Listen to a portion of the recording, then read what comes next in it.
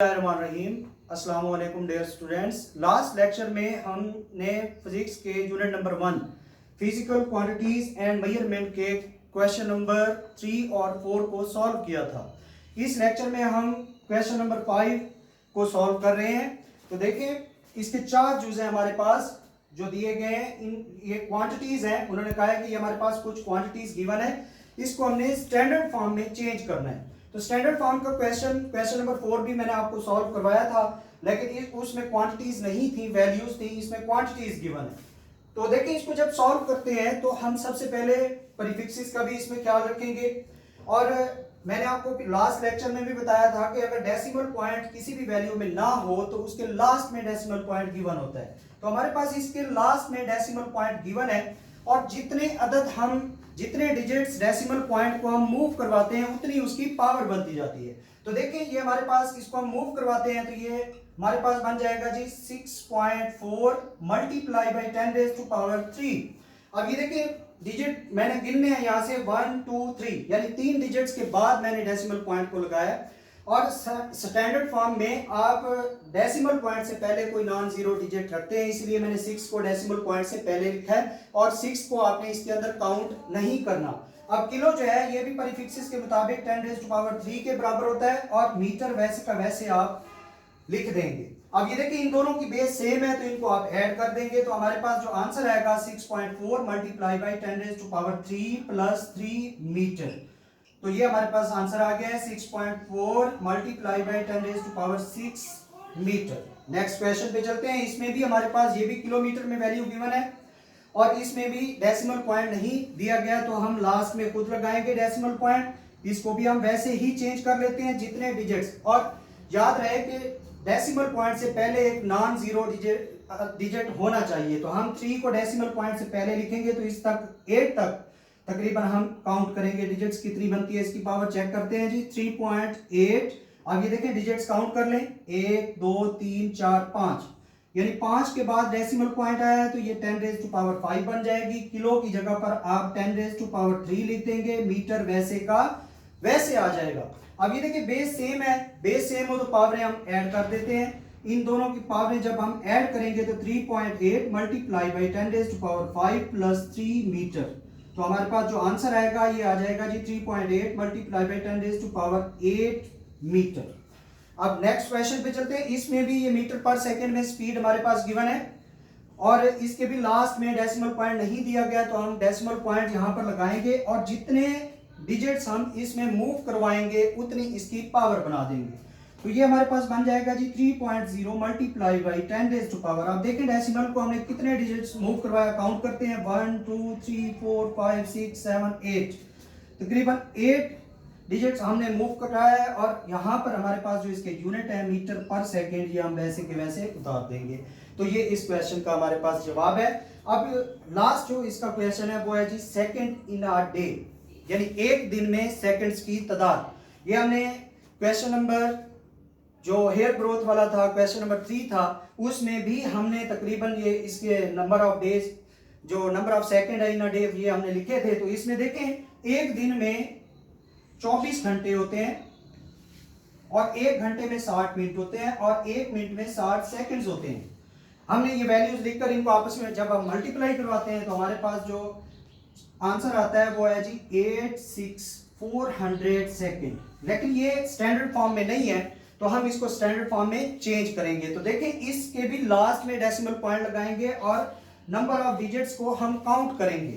तो देखें, काउंट करते हैं, हम लगा रहे हैं जी, डेसिमल पॉइंट से पहले एक नॉन जीरो डिजिट होना चाहिए, तो 1 2 3 4, 4 के बाद डेसिमल पॉइंट लगाएंगे हम 8.64 multiply by 10 raise to power 4 second. ये इस क्वेश्चन का हमारे पास आंसर है। इसी तरह हम नेक्स्ट क्वेश्चन पे चलते हैं। अगर इसमें कोई प्रॉब्लम हो तो आप वो भी मुझसे पूछ सकते हैं व्हाट्सएप के जरिए।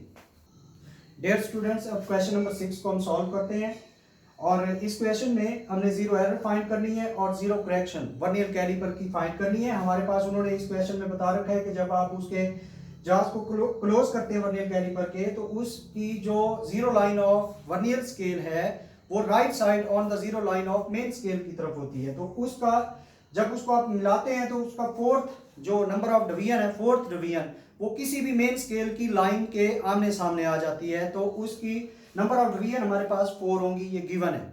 तो अब देखें इस क्वेश्चन को सॉल्व करते हैं हम। हमारे पास सबसे पहले नंबर ऑफ डिवीजन जो उन्होंने हमें दे रखा है, जो डाटा दिया है उसको हम यहाँ पर यूज करेंगे। तो नंबर ऑफ डिवीजन हमें गिवन है, वो है जी हमारे पास 4। और इसी तरह से हमारे पास जो लीस्ट काउंट है वर्नियर कैलिपर का,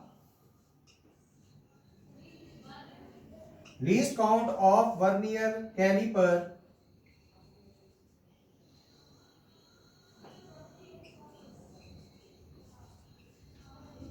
वो है जी 0.01 सेंटीमीटर में हम इसको यूज करेंगे। यहां पर ये 1 मिलीमीटर में भी होता है, मिलीमीटर में 0.1 मिलीमीटर होता है, तो यहां पर हम सेंटीमीटर में इसको यूज कर रहे हैं। तो सबसे पहले हम जीरो एरर फाइंड करेंगे। जीरो एरर इसकी क्या है? जीरो एरर में हम क्या करते हैं, number of division multiply by इसका जो लीस्ट काउंट है 0.01 सेंटीमीटर। जब आप इसको मल्टीप्लाई करवाते हैं तो हमारे पास जो इसका आंसर आता है वो आता है 0.04 सेंटीमीटर। ये तो हमारे पास आ गई है जीरो एरर। अब हमने इसकी जीरो करेक्शन भी फाइंड करनी है। तो हमें पता है कि जब ये इसकी डेफिनेशन में भी है जीरो एरर की, जब हम डेफिनेशन पढ़ते हैं वर्नियर कैलिपर के लिहाज से, तो the zero line of vernier scale as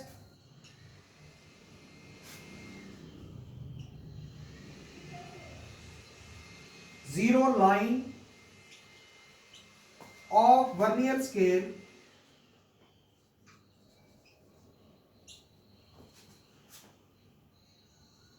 is on the right side of zero line of main scale.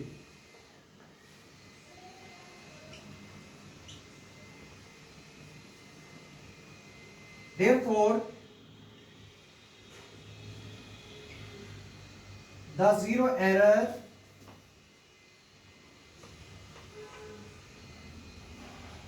will be positive. तो इसकी जो जीरो एरर है वो हमारे पास पॉजिटिव होगी।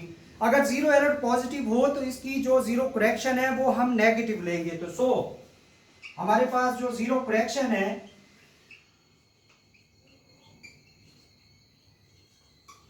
ये आ जाएगी हमारे पास नेगेटिव 0.04 सेंटीमीटर। ये इसकी जीरो करेक्शन होगी। अगर ये भी आपको पता होना चाहिए, अगर जीरो एरर नेगेटिव हो तो जीरो करेक्शन आप पॉजिटिव लेंगे, और जीरो एरर अगर पॉजिटिव है तो आप जीरो करेक्शन नेगेटिव लेंगे। ये मेथड होता है किसी भी आले से सही पैमाइश लेने का। अगर आप वर्नियर कैलिपर यूज कर रहे हैं तो ये मेथड है जीरो करेक्शन, उससे सही पैमाइश हासिल करने के लिए। ये था हमारा क्वेश्चन नंबर 6। अगर इसमें आपको कोई भी प्रॉब्लम है तो वो आप मुझसे शेयर कर सकते हैं। ये 2 क्वेश्चन आज हमने किए हैं, ये आपने होमवर्क के तौर पे 2-3 दफा लिखने भी हैं और मुझे व्हाट्सएप करने हैं। वस्सलाम।